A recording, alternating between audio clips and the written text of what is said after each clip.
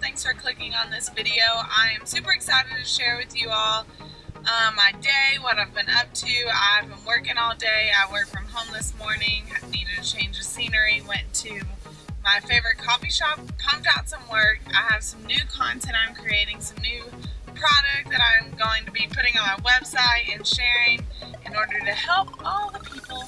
So I'm really pumped and getting a lot done this week. I love that coffee shop so much because there's one thing about it. Everyone loves coffee, duh, and everyone loves Jesus, and that's what I'm all about. So right now I'm headed back home. I'm gonna do a couple more things on my computer, and then I'm working out with a friend tonight. We are doing a glute focus workout, some of my favorite glute exercises that I will share in the video, and then we can get to the topic, which is probably why you tuned into this video in the first place. And it is why I'm such a firm believer in squatting, why I think everyone should squat and always keep squats in their exercise programs. So looking forward to sharing that information with you all. I hope you all are having an awesome day, whatever you're doing. If you're at work, if you're doing your cardio, if you're just driving in the car, don't watch me, just listen and stay safe. One more thing that I wanted to share, when I do work at coffee shops like that, I bring my food because they always have like really delicious looking pastries, and I'm a sucker for like blueberry muffin or coffee cake or anything like that. So if I bring my meals, and like I brought my bite meals, vegetable crumbles and green beans, and then a protein bar, so some salty and sweet, just so that I don't end up getting the snacks there that are like 100 carbs and would ruin what I have going for the day. So just a little tip. Alright, peace out, Cub Scouts. Alrighty guys, thanks for tuning into the workout. I just wanted to do a little voiceover so that you all can really understand why I did the exercises that I did. Right here we're doing just a warm up for our glutes. We're activating the glutes, getting the legs warmed up, the blood flowing. So we did some side band walks with the slingshot, Mike Bell slingshot band, my absolute favorite band. I'll put it in the description box. I like the black one. It's got the sticky stuff on the inside so it doesn't slide up and down a lot. And here I'm just thinking about not rocking a ton back and forth and firing with my glutes and not necessarily getting into my quads too much. And then we just went over to the abductor machine and did 15 full reps and then 15 little pulses right after that.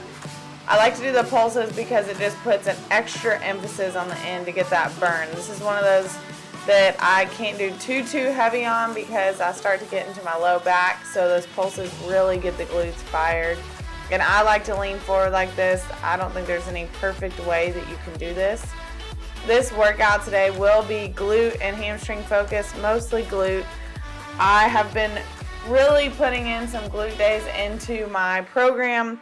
One, because I've had a lot of back pain lately, and I think it's stemming from some glute and hip tightness, and I think if I strengthen my glutes, then maybe it will help relieve some of that pain.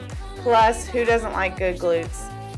These are two of my favorite ways to warm up for a glute day, and that's because they target the main spot that I think is the hardest to contract when you're doing glute exercises. I think it's hard to fire these. A lot of people say they don't even know how to really squeeze their glutes, and this will teach you it. It'll get them fired, and that way you can execute and get the most out of your exercises that you're about to do.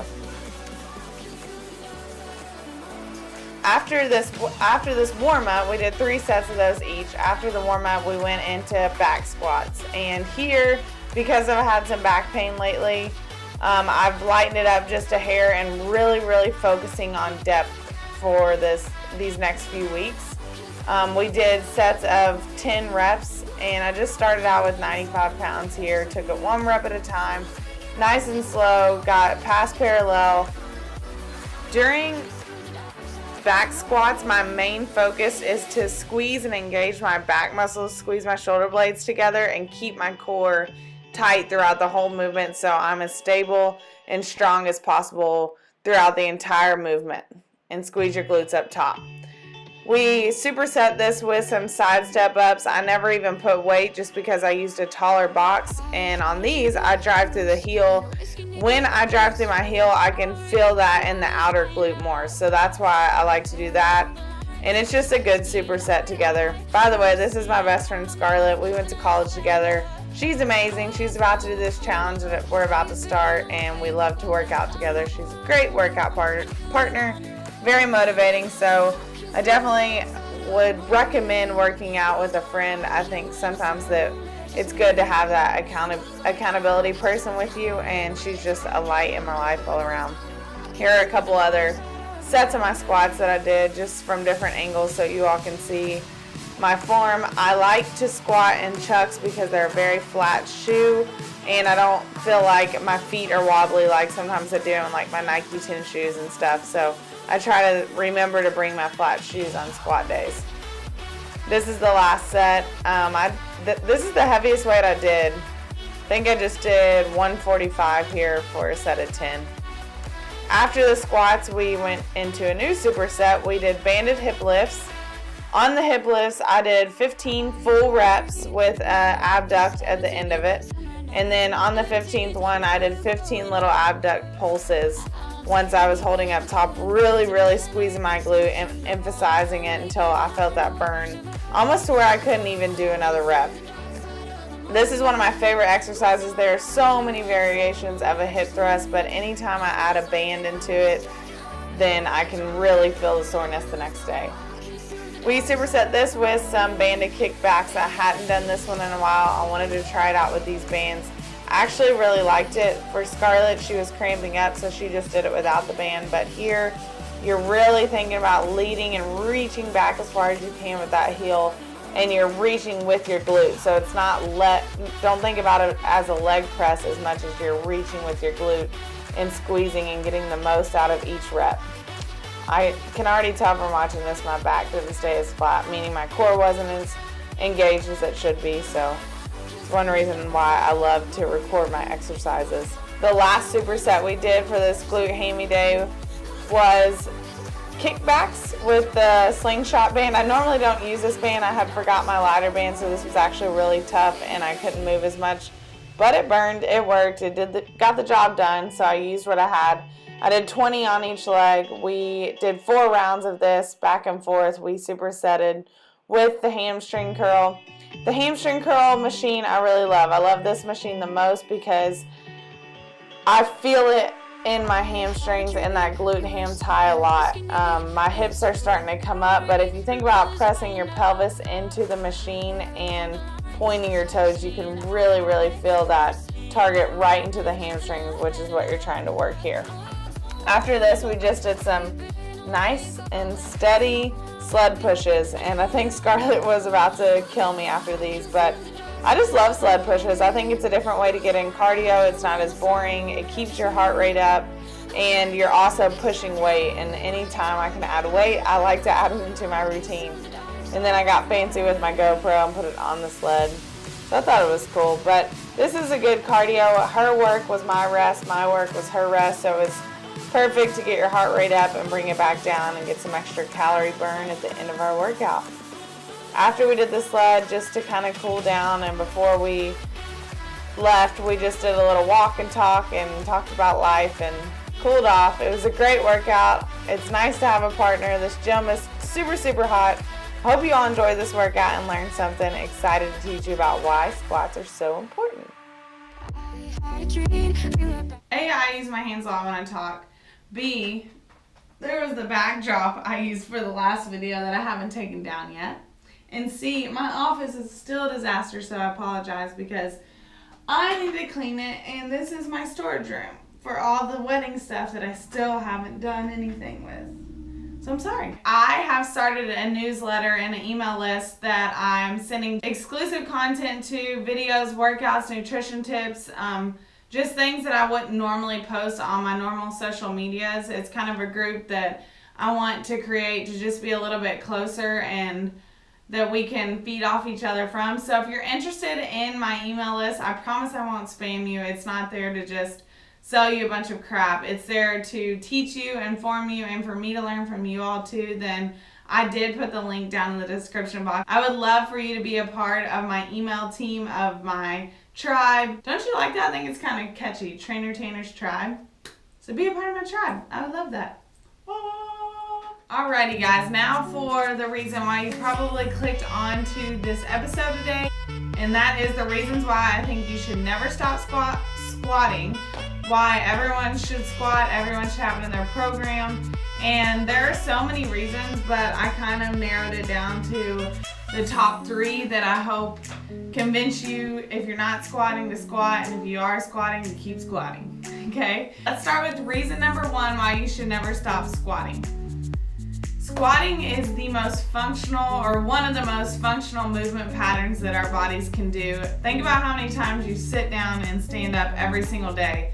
The squat requires coordination across multiple joints. So as the motion and position changes in your body as you squat down and come back up, so does the muscular activity. So it's considered a compound lift, meaning you're working more than one muscle group at a time. So for a bicep curl, for instance, you're really just working that bicep muscle. And a squat, on the other hand, you're firing a lot of different muscles throughout your whole body. It's not just a lower body exercise, especially when you load it up and put weight up on your back, or hold a goblet, or do a front squat. If practiced and done very often, this can help us do everything we need to do in normal life, and in return help us to be free from injury and not be as prone to injury, because our body just functions better. Reason number 2, I think everyone should squat, is that it optimizes hormonal responses.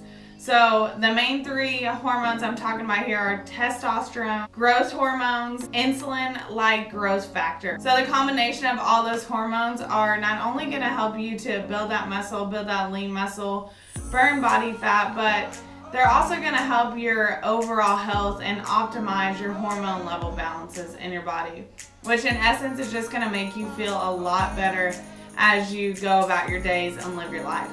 Reason number 3 why everyone should never stop squatting is that it helps our bone growth and our joint stability. These are both very essential to our health and our overall well-being. When you think of joint stability, think of like someone that's super flexible, all the way to someone who is extremely stiff and can't even get into the proper squat position. So squatting is going to help both of the people on the end of that spectrum. And what I mean by bone strength or bone growth is our bones are just like muscles. They can get weaker, they can stay the same, or they can get stronger. And I'm hoping we can all agree on the fact that we want really strong bones, being that it is the foundation of our body. In order to have stronger bones, we must put some stress on them by loading them with resistance or with weight. That's why I really stress that lifting in general is really good for everyone's health and well-being. It helps everyone to move better, it helps everyone to feel better, and it helps the body to function optimally. There are so many other reasons why I think we should all include squats in our programs. Some of these other reasons include, but are not limited to, building great glutes. When you get that full motion of a squat, you work all 3 of the main